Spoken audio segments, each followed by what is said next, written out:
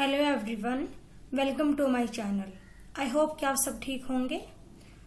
तो आज की इस वीडियो में हम BPCG 174 जो ये हमारी बुक है मनोविज्ञान और मीडिया, तो इसका जो हमारा एग्जाम हुआ था ये जून 2023 को, तो आज हम इसका सॉल्यूशन करेंगे इस वाले क्वेश्चन पेपर का। तो जो ये वाला पेपर होता है ये हमारा टोटल 100 मार्क्स का आता है और टाइमिंग वही हमारी 3 घंटे हमको मिलते हैं। तो यहाँ पे इस वाले क्वेश्चन पेपर में 2 भाग दिए गए हैं। इन दोनों भागों में से हमको कम से कम 2 क्वेश्चन हमको जरूर से जरूर हमको यहाँ पे अटेम्प्ट करने हैं और टोटल हमको यहाँ पे पूरे पेपर में हमको 5 यहाँ पे क्वेश्चन अटेम्प्ट करने हैं। इसके अलावा देखिए जो भाग क्या है उसका जो फर्स्ट क्वेश्चन है वो क्या है, देखिए संचार के 2 चरणीय प्रवाह की व्याख्या कीजिए। मतलब कि ये टू स्टेप फ्लो, मतलब ये एक सिद्धांत है जिसके बारे में हम बात करेंगे। उसके अलावा जो ये वाला क्वेश्चन है ये 8 मार्क्स का है। इसमें दूसरा पार्ट दे रखा है मानव संज्ञान और व्यवहार पर सोशल मीडिया के प्रभावों पर चर्चा कीजिए। तो ये वाला क्वेश्चन जो है ये हमारा टोटल 12 मार्क्स का है। मतलब कि जो फर्स्ट क्वेश्चन हमारा टोटल ये है वो टोटल 20 मार्क्स का है, जिसको कि 2 पार्ट्स में डिवाइड किया गया है, जिसको हम अभी करते हैं। देखिए संचार मॉडल के द्विचरणीय प्रवाह। तो जो ये संचार मॉडल है इसकी व्याख्या देखिए किसने की है, पॉल फेलिक्स लेजरफेल्ड ने 1944 में, बर्नार्ड बेरेलसन ने और हेजल ने, इन तीनों ने 2 स्टेप फ्लो ऑफ कम्युनिकेशन नाम से इस मॉडल को प्रस्तुत किया था, जो हमें क्या बताता है कि इस बात की जांच करता है कि मीडिया की राय में जो नेताओं के पारस्परिक जो प्रभाव होते हैं उसके द्वारा सामान्य जो हमारी आबादी, मतलब कि जो हमारे पीपल्स होते हैं उन पे क्या प्रभाव पड़ता है या कैसे वो उसके प्रभावित करती है। इसके अलावा जो ये मॉडल है ये हमको ये भी बताता है कि जो लोगों पर पारस्परिक संपर्क का ज्यादा प्रभाव कैसे पड़ता है, मतलब कैसे लोगों पर इफेक्ट पड़ता है रिलेशंस का। तो मतलब इसके बारे में ये सिद्धांत है जो हमको इसके बारे में बताता है ये, तो इसको आप पढ़ सकते हो। इसके अलावा मतलब जो ये सिद्धांत है ये मतलब व्यापक रूप से मतलब क्या बताता है, दर्शकों के ऊपर मीडिया का क्या कैसे मतलब व्यापक प्रभाव पड़ रहा है, तो इसके बारे में भी ये सिद्धांत हमको बताता है। तो इसको आप देख सकते हैं अपने क्वेश्चन के रिगार्डिंग, हमारा आंसर ये है। इसके अलावा भी देखिए ये है मतलब कुछ प्रभाव तो अल्पकालिक होते हैं या कुछ प्रभाव तो बहुत ज्यादा टाइम के लिए मतलब दीर्घकालिक होते हैं। तो मतलब दोनों प्रभाव मीडिया के हमारे जीवन पर पड़ते हैं, तो यही बात दिखाई गई है। तो इस क्वेश्चन का जो फर्स्ट पार्ट है वो हमने कर लिया है, अब हम करेंगे इसका सेकंड पार्ट। इसके अलावा देखिए इसमें एक डायग्राम और है इसी वाले मतलब इसका ही two step flow of communication का ही, देखिए कि कैसे मतलब 2 स्टेप होते हैं। तो वही है जो फर्स्ट स्टेप है, मतलब जो फर्स्ट स्टेज तो उसमें मीडिया होती है। तो मीडिया अपने मतलब जो उनके व्यूज होते हैं उसको वो लीडर तक पहुंचाती है, और जो लीडर्स होते हैं वो अपने व्यूज को पब्लिक तक पहुंचाते हैं। तो मतलब फर्स्ट स्टेप तो ये हो गया और सेकंड स्टेप ये है। तो इसी वजह से इस वाले सिद्धांत को 2 स्टेप कहा जाता है। तो जिसका सेकंड पार्ट है वो ये है कि मानव संज्ञान और व्यवहार पर मीडिया का क्या प्रभाव पड़ता है, ये बात हमको बतानी है। तो सबको पता है कि जहाँ पे मतलब पॉजिटिव इफेक्ट्स भी होते हैं, नेगेटिव भी होते हैं। मतलब पॉजिटिव यदि हम देखें तो मतलब बहुत सारे जो इश्यूज होते हैं, चाहे वो हमारे हेल्थ से रिलेटेड हो या फिर पॉलिटिक्स से रिलेटेड हो या फिर हमारे एनवायरमेंट से रिलेटेड हो, हर टाइप्स के बारे में ये हमको जानकारी देता है मीडिया। इसके अलावा देखिए मतलब इसके रिगार्डिंग मतलब यहाँ पे कुछ सिद्धांत भी दिए गए हैं, कुछ थ्योरीज भी दी गई है जो कि हमको बताती है कि किस प्रकार से जो मनुष्य का जीवन है वो मीडिया के द्वारा प्रभावित हो रहा है। तो इस वाले क्वेश्चन का ये आंसर है, इसको आप देख सकते हो। तो यहाँ पे हमारा फर्स्ट क्वेश्चन कंप्लीट हो गया है। अब हम करेंगे अपना क्वेश्चन नंबर 2। तो देखिए क्वेश्चन नंबर 2 हमारा ये है कि मीडिया मनोवैज्ञानिक की भूमिका पर चर्चा कीजिए, कि जो मीडिया मनोवैज्ञानिक होते हैं वो क्या क्या काम करते हैं या फिर क्या उनकी भूमिका है। उसके अलावा यहाँ पे क्वेश्चन और एड ऑन किया गया है, मीडिया शोध के लिए विशिष्ट जटिलताओं को स्पष्ट कीजिए, कि कौन कौन सी कठिनाई आती है मीडिया से रिलेटेड शोध करते टाइम। तो ये क्वेश्चन हमारा है। देखिए यदि हम बात करें पहले मीडिया मनोवैज्ञानिक की, तो मीडिया मनोवैज्ञानिक होता है वो संचारक भी होता है, वो शोध भी करता है, वो हमको मानसिक स्वास्थ्य प्रदाता मतलब वो हमको एडवाइस भी देता है हमारी हेल्थ को लेके, वो हमारा सलाहकार भी होता है, वो हमारा टीचर भी होता है, वो हमारा डेवलपमेंट करने वाला भी होता है। मतलब ये सारी भूमिकाएं जो मीडिया मनोवैज्ञानिक होता है वो निभाता है। इसके अलावा देखिए यहाँ पे और भी बहुत सारे काम होते हैं जो मतलब मीडिया मनोवैज्ञानिक अपनी भूमिका अदा करके हमारे लिए करता है। तो इन सबको आप पढ़ सकते हो। इसके अलावा देखिए टोटल यहाँ पे 6 पॉइंट है जो मैंने एड ऑन कर रखे हैं। इसके अलावा मतलब मैंने आपको स्टार्टिंग में बताया कि कौन कौन सी भूमिकाएं निभाता है मीडिया मनोवैज्ञानिक जो होता है वो, तो इनको भी आप लिख के अच्छे मार्क्स गेन कर सकते हो एग्जाम में। तो इसके अलावा यहाँ पे जो नेक्स्ट पार्ट था इस क्वेश्चन नंबर 2 में कि जो मीडिया मनोविज्ञान में शोध होता है वो ज्यादा जटिल क्यों होता है, ज्यादा वो मुश्किल क्यों होता है, तो उसके पीछे ये रीजन है, 4 रीजन है। देखिए फर्स्ट है परीक्षण, सेकंड है वैकल्पिक व्याख्या, संभाव्य कारण और अनेक व्याख्याएं। तो मैं आपको एक बार बता देती हूँ। जैसे परीक्षण, यदि हम कोई रिसर्च कर रहे हैं तो आप सबको पता है कि हमको टेस्ट तो जरूर करने होते हैं। हम मतलब कि हम टेस्टिंग करते हैं, हम परीक्षण करते हैं। मतलब परीक्षण करते हैं तो मतलब बार बार ट्राई करना पड़ता है, ज्यादा हमको अपने एफर्ट्स लगाने पड़ते हैं। तो इसी वजह से मतलब जो रिसर्च हो जाती है वो थोड़ी कॉम्प्लेक्स हो जाती है, थोड़ी सी मुश्किल हो जाती है। उसके अलावा यदि हम बात करें वैकल्पिक व्याख्या की, यदि आप मतलब कोई भी चीज यदि आप एक्सप्लेन कर रहे हो तो आपको ऑप्शनल कुछ लेकर चलना पड़ेगा। आपको मतलब अलग अलग तरीके से आपको उसकी व्याख्या करनी होगी। इसके अलावा जो संभाव्य कारक, मतलब जितने भी पॉसिबल रीजन हो सकते हैं आप दे सकते हो अपने डाटा या फिर अपने रिसर्च टॉपिक को लेकर आपको देने पड़ेंगे। तो इसी वजह से जो शोध है वो जटिल बन जाती है। इसके अलावा अनेक व्याख्याएं देनी पड़ती हैं हमको अपने रिसर्च को साबित करने के लिए कि हमने ये किया। तो इसी वजह से जो शोध होती है वो बहुत ही मुश्किल काम बन जाती है रिसर्चर के लिए। तो ये क्वेश्चन है यहाँ पे। आई होप कि आपको समझ में आ गया होगा। ये इसका आंसर है, आप इसको देख सकते हो। हम करेंगे अपना क्वेश्चन नंबर 3। जो क्वेश्चन नंबर 3 हमारा है वो है प्रासामाजिक संबंधों की विशेषताएं क्या होती हैं और इसके प्रभावों की व्याख्या कीजिए। मतलब इसकी विशेषताएं क्या होती है, उसके प्रभाव कौन कौन से होते हैं, इसके बारे में बात करेंगे हम इस वाले क्वेश्चन में। तो जो प्रासामाजिक जो रिलेशन या संपर्क होते हैं वो क्या होते हैं, मैं पहले आपको ये बात बता देती हूँ। जैसे कोई एक मतलब फैन है, मान लीजिए आप विराट कोहली का फैन है, तो मतलब वो अपने आप से खुद से रिलेशन बना लेता है उस सेलिब्रिटीज के साथ। मतलब कि वो समझने लगता है कि हाँ मेरा रिलेशन है उसके साथ, मतलब वो खुद से रिलेशन बना लेता है। तो उसी को कहा जाता है प्रासामाजिक संपर्क या प्रासामाजिक संबंध। तो ये होता है ये। इसके अलावा यदि हम बात करें इसकी विशेषताओं की, देखिए तो इसमें क्या क्या होती हैं। जो पहचान निर्माण, मतलब जो यहाँ पे होता है, मतलब जो यहाँ पे जो फैन होता है वो अपनी पहचान बना लेता है उस सेलिब्रिटीज को लेके। उसके अलावा एक तरफा संबंध होता है, जो फैन होता है वो खुद से रिलेशन बना लेता है एक तरफा, मतलब वो अपना रिलेशन लेके चलता है अपने सेलिब्रिटीज के साथ। थर्ड है निवेश भी वो करता है, मतलब वो अपने सेलिब्रिटीज के ऊपर अपनी खुद की भावनाओं को दिखाने के लिए वो वहां पे निवेश भी करता है, मतलब कि अपने पैसे भी वो खर्च करता है। थर्ड है अपन स्वेच्छा से जुड़े संबंध, मतलब खुद से ही संबंध जोड़ता है, उसकी खुद की इच्छा होती है कि वो मतलब अपने रिलेशन बनाए इस सेलिब्रिटीज के साथ। तो ये बात है। उसके अलावा नेक्स्ट है प्रासामाजिक संबंध एवं पारस्परिक आकर्षण भी होता है, मतलब अट्रैक्शन भी होता है इनमें। इंडिविजुअल यदि हम बात करें तो मतलब जो ये एक साइड होके होते हैं, मतलब जो फैन होते हैं वो अपना रिलेशन मान लेते हैं, वो अट्रैक्शन भी इसको समझ के अपना रिलेशन बना लेते हैं अपने सेलिब्रिटीज के साथ। इसके अलावा इसमें नेक्स्ट है आवश्यकता की पूर्ति, मतलब वो समझते हैं कि मतलब हम यदि एक दूसरे से बात करेंगे, यदि हम एक दूसरे को मैसेज वगैरह कर रहे हैं तो वो समझते हैं कि मतलब इससे जो हमारी नीड है उसकी हम पूर्ति कर रहे हैं।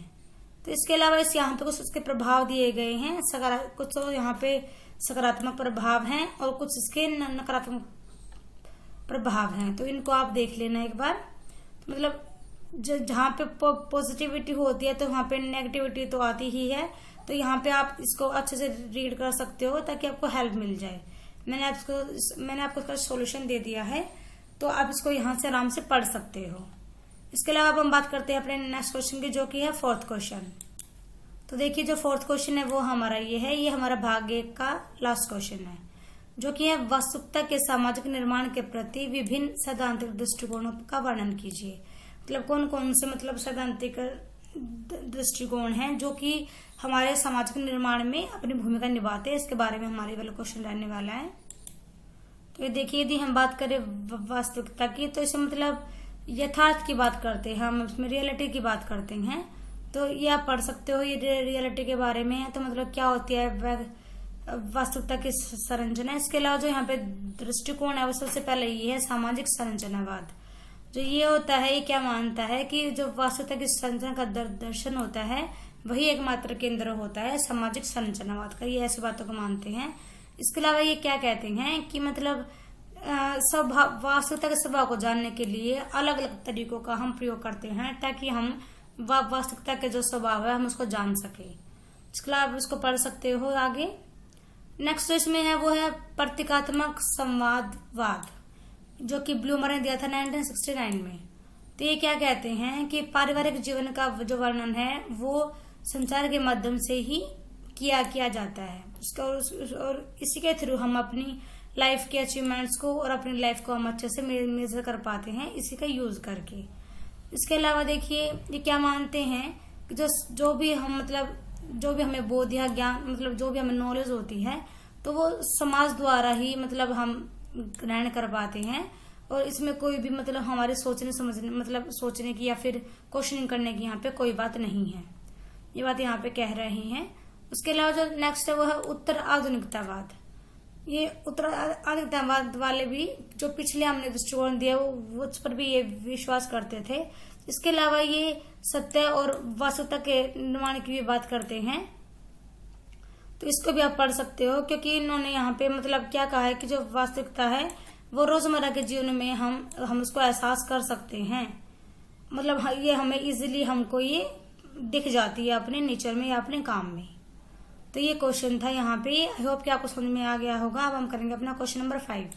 तो ये देखिए, यहाँ से हमारा भाग 2 स्टार्ट हो जाता है। ये है हमारा क्वेश्चन नंबर 5, स्वास्थ्य संचार क्यों आवश्यक है।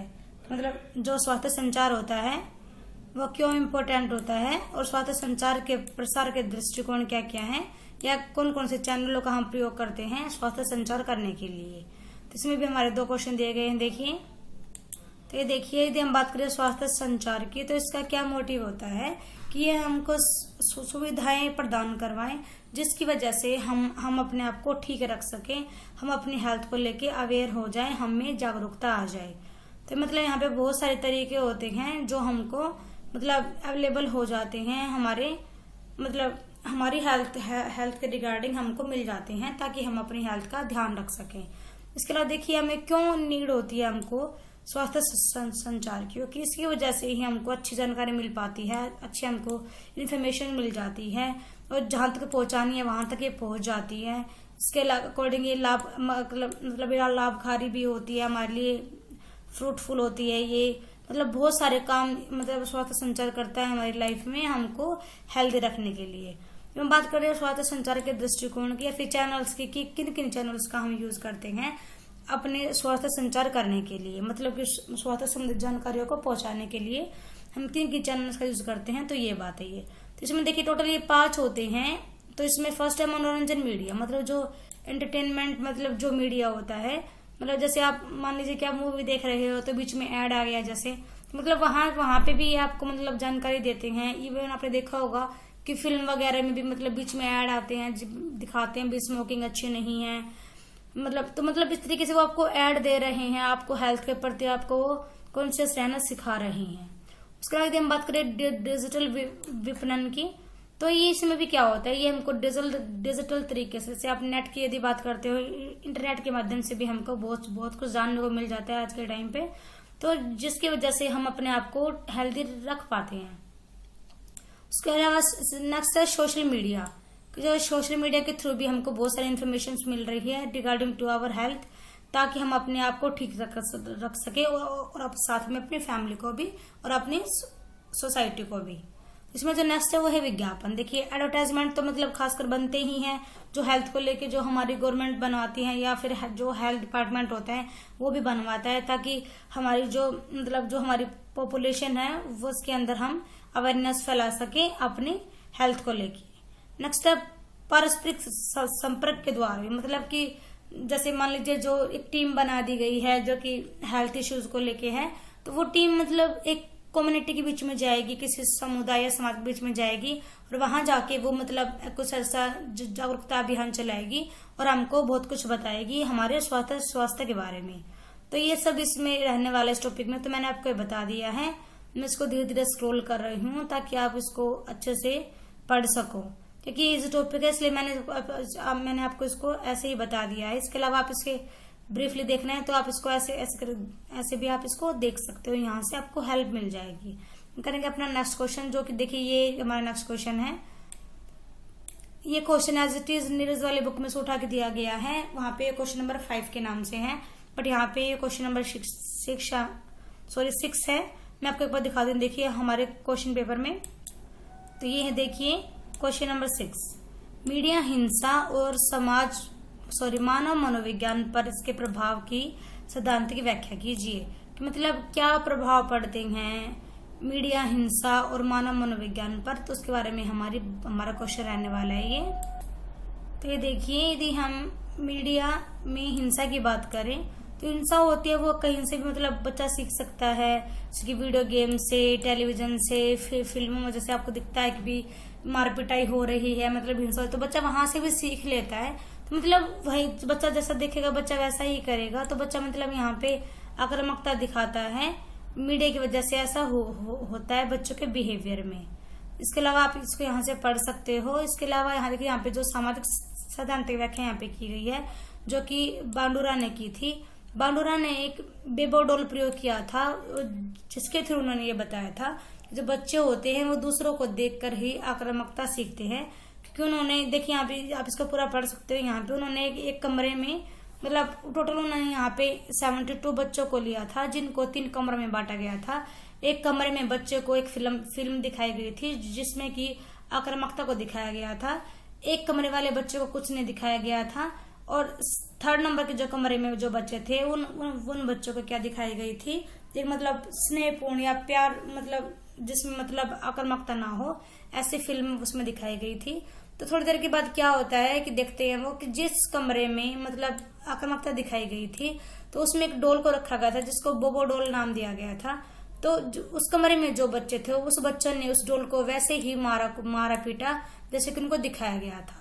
तो इस तरीके से मतलब बांडुरा ने ये बताया कि बच्चे जैसा देखते हैं बच्चे वैसे ही करते हैं। तो इसलिए हमको बच्चों के सामने हमको अच्छे से बात करनी चाहिए और हमारा बिहेवियर भी अच्छा होना चाहिए बच्चों को लेके। तो यहाँ से ये क्वेश्चन हमारा 6 था। आई होप कि आपने समझ लिया होगा। हम करेंगे क्वेश्चन नंबर 7। तो ये देखिए, ये है हमारा क्वेश्चन नंबर 7, प्रभावी विज्ञापन कार्यक्रम डिजाइन करने के चरण पर चर्चा कीजिए। मतलब कैसे हम इफेक्टिव एडवर्टाइजमेंट प्रोग्राम हम डिजाइन करेंगे, उसके लिए हम कौन कौन से स्टेप्स को हम फॉलो करेंगे। तो इस वाले टॉपिक पे हमारा ये क्वेश्चन रहने वाला है। देखिए, ये देखिए, ये जो मॉडल है ये इसको 5 इंग्लिश के M मतलब हम बोल सकते हैं 5M इसको बोल सकते हैं। एक मिनट में आपको बताऊंगी कौन कौन से हैं। इससे पहले जानते हैं कि ये वाला जो मतलब ये 5M वाला मॉडल है, ये कोटलर, आर्मस्ट्रॉन्ग, सैंडर्स और वोंग ने दिया था 1999 में। इन्होंने हमको 5M के बारे में बताया है कि मतलब ये 5M स्टेप्स हैं जो कि हमको इफेक्टिव एडवर्टाइजमेंट प्रोग्राम डिजाइन करने में हमारी हेल्प करते हैं। इसमें फर्स्ट हमारा मिशन, कि हमारा मिशन क्या है, हमारा उद्देश्य क्या है, किस लिए हम ये डिजाइन बना रहे हैं, या फिर क्या हमारी नीड है। नेक्स्ट है मनी, मतलब कितना बजट बनेगा, कितना पैसा इसके पीछे लगेगा, उसके बारे में हम बात करेंगे। देन हम मैसेज, कि हम मैसेज क्या देना चाह रहे हैं, हम क्या बात बताना चाह रहे हैं अपने मैसेज के थ्रू, क्या हम कम्युनिकेट करना चाह रहे हैं। नेक्स्ट है मीडिया, कि हम कौन से मीडिया टाइप का हम यूज करेंगे, क्या हम प्रिंट मीडिया का यूज करेंगे, क्या हम सोशल मीडिया का यूज करेंगे। मतलब फिर हम इस वाले स्टेप पे आ जाते हैं। और लास्ट में हम मेजरमेंट करते हैं, मतलब कि हम मेजर करते हैं कि हमने एडवर्टाइजमेंट मतलब हमने मिशन भी पूरा कर लिया, मनी भी हमने मतलब कि हमने यहाँ पे अपना पैसा भी खर्च कर दिया है, मैसेज भी पहुंचा दिया है, मीडिया भी हमने यूज कर लिया है। तो हम देखेंगे क्या हमने ये अपना एडवर्टाइजमेंट बनाया था अभी, क्या ये सक्सेस हुआ या नहीं हुआ, इसकी वजह से हमने मतलब कुछ हमने अर्न किया या नहीं किया। तो ये हमारा टॉपिक है टोटल 5। इसमें सबसे पहले हम अपने उद्देश्य को सिलेक्ट करते हैं, देन हम अपना बजट बनाते हैं, इट मीन्स मनी। उसके बाद हम अपना मैसेज क्या देना चाह रहे हैं हम। उसके बाद हम अपनी मीडिया का चयन करते हैं, और लास्ट में इसमें एक टॉपिक रह गया है जो कि हमारा रहेगा मेजरमेंट, मापन। क्या मापन करेंगे कि किस प्रकार से हमने अपना जो ये हमारा ये प्रोग्राम था एडवर्टाइजमेंट बनाने का, वो हमने पूरा कर लिया है। तो अब हम करेंगे अपना क्वेश्चन नंबर 8। देखिए जो ये क्वेश्चन नंबर 8 है, शिक्षण सहायक सामग्री में मीडिया के उपयोग को स्पष्ट कीजिए। ये हमारा लास्ट क्वेश्चन है इस वाले क्वेश्चन पेपर का। मतलब हमको ये बताना है कि जो शिक्षण सहायक जो सामग्री होती है उसका मीडिया में क्या उपयोग होता है, कैसे हम उसको यूज करते हैं, ये मीडिया का क्या उपयोग रहता है, मतलब इस बारे में हमारा क्वेश्चन रहेगा। देखिए तो ये देखिए शिक्षण सहायक सामग्री मतलब कि टीचिंग लर्निंग एड्स जो हमारे होते हैं, टीचिंग लर्निंग मटेरियल भी हम इसको बोल सकते हैं।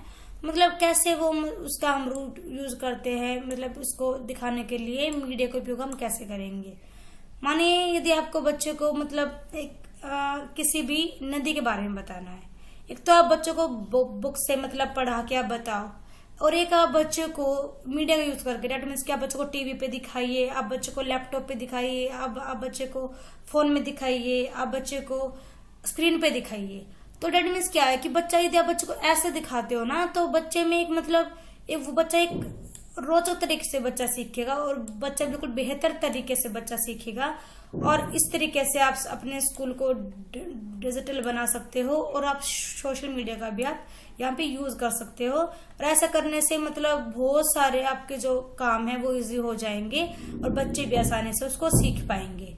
इसके अलावा यहाँ पे दिखाए गए हैं कि सोशल मीडिया के कुछ पॉजिटिव इम्पैक्ट भी होते हैं और कुछ नेगेटिव इम्पैक्ट्स भी होते हैं। तो यदि हम पॉजिटिव की बात करें तो देखिए क्या है, तो ये छात्रों को मतलब ये अट्रैक्ट करता है अपनी तरफ, क्योंकि इससे जो बच्चे होते हैं वो मतलब एक इजी तरीके से सीखते हैं इसी वजह से। इसके अलावा बच्चे यहाँ पे आनंद की अनुभूति करते हैं बच्चे, जब बच्चे मीडिया का यूज करके पढ़ते हैं तब।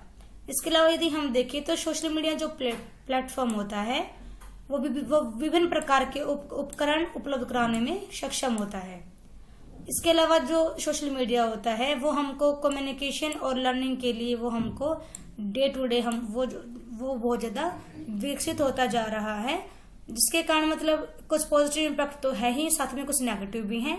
नेगेटिव देखिए क्या है कि जो लोग हैं वो अपने वास्तविक जीवन से वो भ्रमित हो रहे हैं, वो अपनी रियलिटी में नहीं जी रहे हैं, बल्कि वो एडिक्ट हो चुके हैं, वो आदी हो चुके हैं सोशल मीडिया के। इसके अलावा देखिए जो डिजिटल प्लेटफॉर्म है वो आसानी मतलब उसकी पहुंच जो है वो बहुत ज्यादा आसान हो गई है, तो मतलब लोग उस पर डिपेंड हो गए हैं बिल्कुल बुरी तरीके से।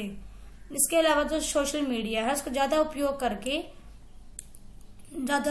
करने से क्या हो गया, जो कम्युनिकेशन जो स्किल होती है वो बिल्कुल ही खत्म हो चुकी है ड्यू टू सोशल मीडिया। इसके अलावा यदि हम देखें तो छात्र जो बच्चे होते हैं वो अपने टीचर से क्या उम्मीद करते हैं कि जो अधिक प्रकार के अधिगम के संसाधन की उपलब्धता में समर्थन होने हेतु ऑनलाइन डिजिटल संसाधन उनको प्रोवाइड किए जाएं। तो जो बच्चे ऐसे चाहते हैं कि उनके टीचर उनको ऑनलाइन प्लेटफॉर्म दे ताकि बच्चे अच्छे से वहां से रिसोर्सेज ले सके और बच्चे अच्छे से अपनी स्टडी कर सके। इसके अलावा देखिए ऑनलाइन डिजिटल जो संसाधनों ने पाठ्य सामग्री तक पहुंच बनाने में सक्षम होना, मतलब कि वो उन्होंने सक्षम मतलब कैपेबल कर दिया है कि मतलब डिजिटल प्लेटफॉर्म पे जाके ऑनलाइन जाके भी आप इवन आप हर एक बुक आपको ऑनलाइन मिल जाएगी यदि आप लेना चाहते हो। मतलब इतना कैपेबल बन चुका है हमारा डिजिटल मीडिया। यदि हम बात करें तो इसके बारे में, तो आज मैंने आपको ये कंप्लीट करा दिया है जो क्वेश्चन पेपर में हमने आज लिया था जून 2023 का। तो इसमें हमने टोटल 8 क्वेश्चन किए। आई होप कि आपको समझ में आ गए होंगे। मेरा आप यहाँ पे पीडीएफ फॉर्मेशन पे ना जाएं, मतलब कि भाई या कहीं पे बड़ा दिख रहा है कहीं पे छोटा दिख रहा है, आप सिर्फ यहाँ पे सॉल्यूशन के बारे में बात करें कि मैंने आपको यहाँ पे इन टोटल 8 क्वेश्चंस का पूरा सॉल्यूशन दे दिया है जो कि हमारे जून 2023 पेपर का था। तो आई होप कि आपको हेल्प मिली होगी और आप मतलब इसके द्वारा आप अपने क्वेश्चंस के आंसर अच्छे से जान पाएंगे और जान पाएंगे कि किस प्रकार से एग्जाम में हमारे क्वेश्चन पेपर का पैटर्न आता है और मतलब कैसे हमको अपने क्वेश्चन अटेम्प्ट करने हैं। तो इस वाले हमने आज कंप्लीट कर लिया है, जिसमें हमने टोटल 8 क्वेश्चन किए हैं। इसके अलावा यदि आपको कोई इसके संबंधित कोई भी कुछ पूछना है तो आप कमेंट करके पूछ सकते हैं। इसलिए मैंने आपको बता दिया था यहाँ पे कि हमको यहाँ पे कोई भी 5 क्वेश्चन करने थे पूरे क्वेश्चन पेपर में से। वैसे टोटल तो हमको यहाँ पे देखिए 8 क्वेश्चन दिए गए हैं। इन 8 क्वेश्चनों में से हमको कोई भी 5 क्वेश्चन अटेम्प्ट करने थे। तो आई होप कि आपको समझ में आ गया होगा और आपके लिए हेल्पफुल रही होगी ये मेरी वीडियो। यदि मेरा कंटेंट आपके लिए हेल्पफुल रह रहा है तो प्लीज हमारी वीडियो को लाइक करें और ज्यादा से ज्यादा शेयर करें, ताकि और सबकी भी हेल्प हो जाए, ताकि सब इजीली जान सके इस एग्जाम पैटर्न्स के बारे में और उसके सॉल्यूशन के बारे में। तो प्लीज वीडियो को लाइक करें, शेयर करें और हमारे चैनल को ज्यादा से ज्यादा सब्सक्राइब करें। Thanks everyone, thanks for watching.